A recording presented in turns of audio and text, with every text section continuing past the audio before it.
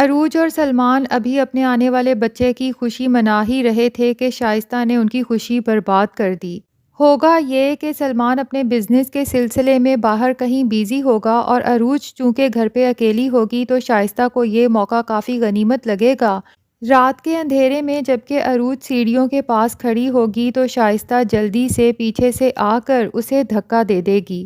عروج کو شدید چوٹیں آئیں گی۔ جب اسے ایمرجنسی لے جایا جائے گا تو ڈاکٹر بتائے گی کہ نہ صرف عروج کو بلکہ اس کے ہونے والے بچے کو بھی شدید خطرہ ہے اور ان کو اس وقت دعاؤں کی ضرورت ہے۔ سلمان تو یہ سنتے ہی رونا شروع کر دے گا اور مہرین کو کال کرے گا۔ مہرین بھی کافی پریشان ہوگی کہ اچانک عروج سیڑھیوں سے گر کیسے گئی، لیکن شائستہ بہت خوش ہوگی۔ ادریس اسے کہے گا کہ مجھے لگتا ہے یہ سب تمہارا ہی کارنامہ ہے، جس پر شائستہ ادریس کے سامنے مان جائے گی۔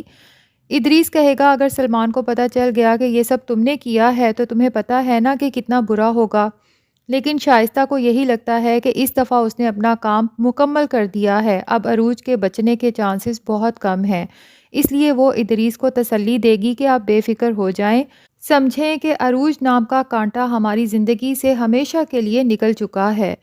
اب دیکھنا یہ ہے کہ وسائی، جس کو آلریڈی شائستہ پر شک ہو چکا ہے کہ وہ عروج کی جان لینا چاہتی ہے، کیا وہ سلمان تک یہ پیغام پہنچا سکتی ہے اور کیا سلمان وسائی کی بات پر یقین کرے گا؟ یہ سب ہمیں پتہ چلے گا آنے والی ایپیسوڈز میں۔